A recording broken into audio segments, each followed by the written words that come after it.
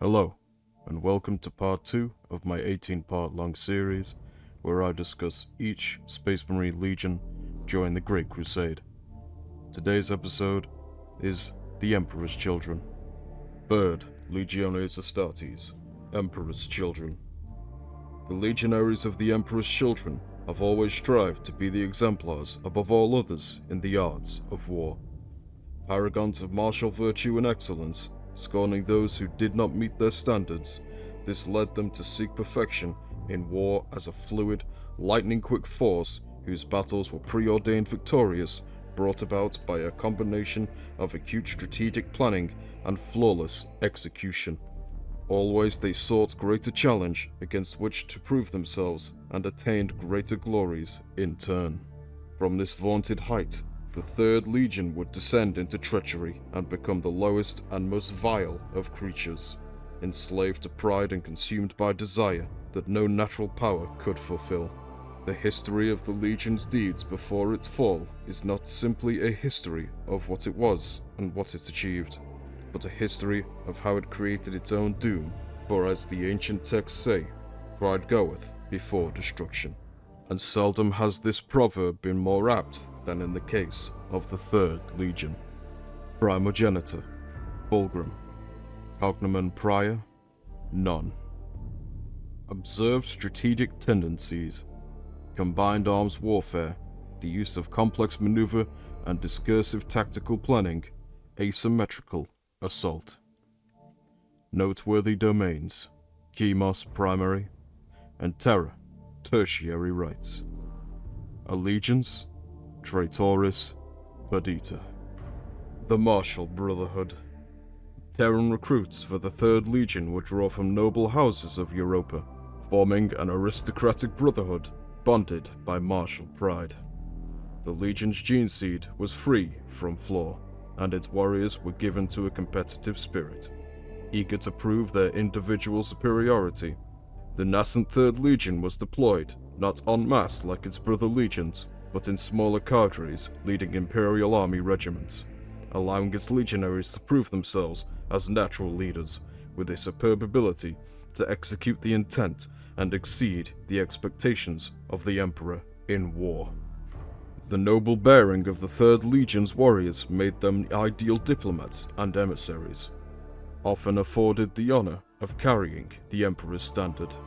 None were honored more highly by the Master of Mankind, for after a cohort of the Legion sacrificed themselves to shield him during the betrayal at Proxima, they were given the exclusive right to bear the Emperor's sigil, the Palatine Aquila, and he named them his children.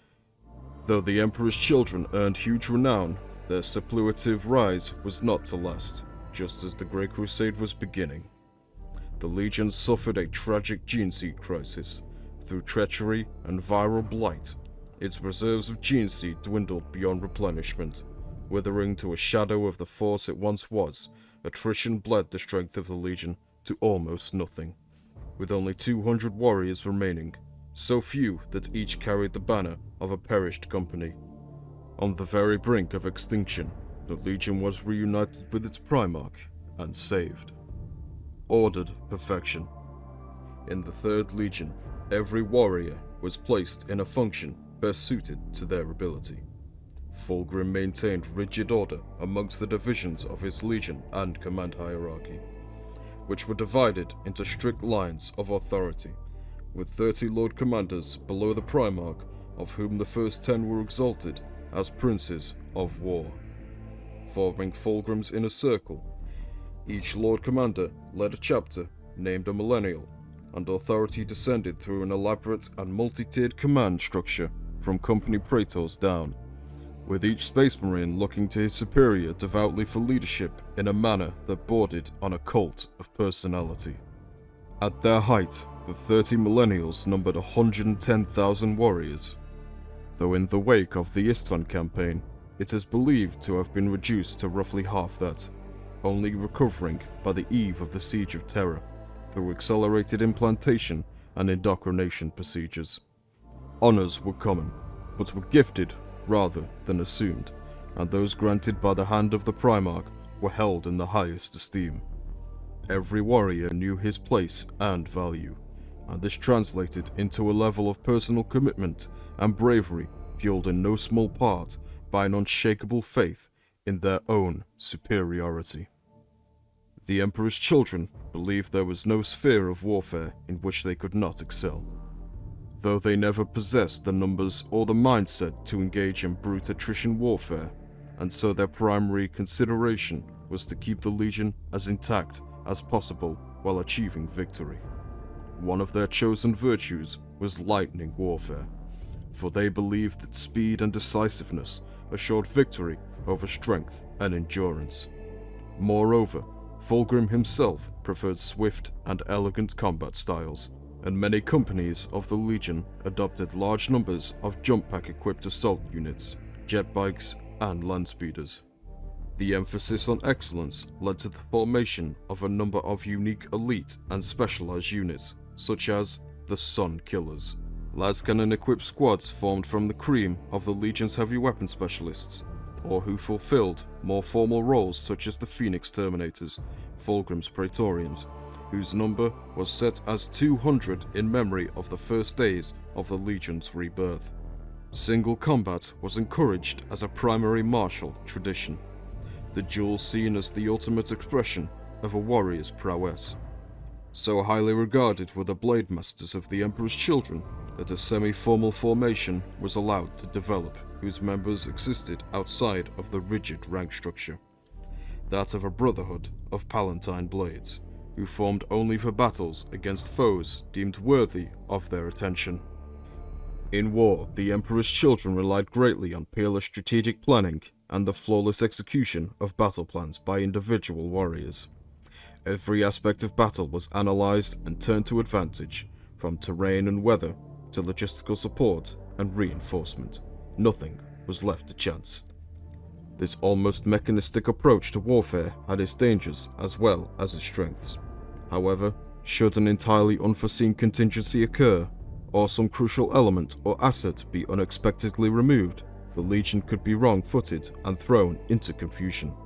However, for the most part, the strict and sure chain of command and the legionaries' attention to detail and individual skill allowed them to execute some of the most complicated multi-tiered combined arm feats of any legion during the Great Crusade.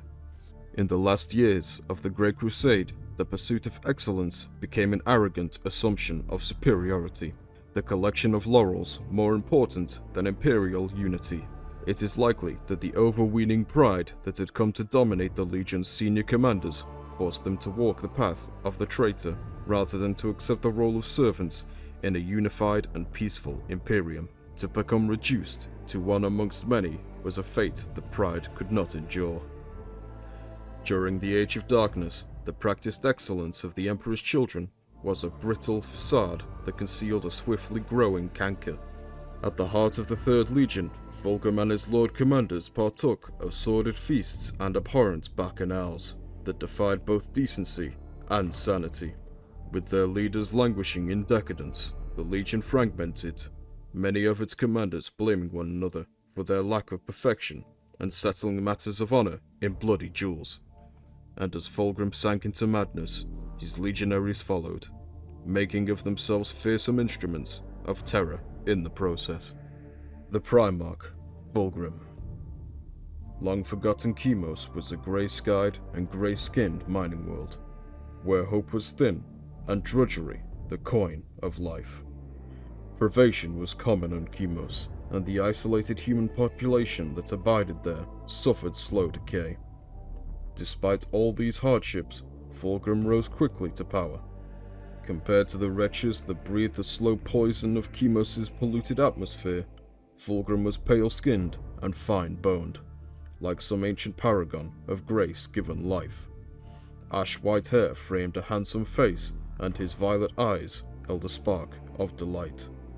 Fulgrim inspired hope with his intellect, his mien, and his practiced humility in respect of his own brilliance. Once reunited with his legion, in war, thought, craft, and creation, he excelled effortlessly. He reorganized the Emperor's children in a manner that suited his own exacting nature. Nothing was left to whim or chance. Everything was deliberate and assessed for its aesthetic and functional value. Fulgrim fond of remarking that if one was to excel, then no detail was too small to consider, and that the quality of the whole lay in the quality of its constituents. In ordering his legion, it is not surprising then that Fulgrim favoured formality, conformity, and order, albeit with some leeway for flair. He sought to maintain the majesty of his legion, recruiting from the ruling elite of worlds brought to compliance. He was a being who revelled in the beauty of art, music, and poetry, insisting that those around him were more than just warriors, but artisans of the finest aspects of humanity. Fulgrim's only flaw was his pride, and it is among the greatest tragedies of the Horus heresy that one of the Emperor's most noble paragons would be corrupted through this weakness, and brought from the height of glory to the basest nadir of degeneracy. This has been The Emperor's Children during the Great Crusade. Thank you for watching.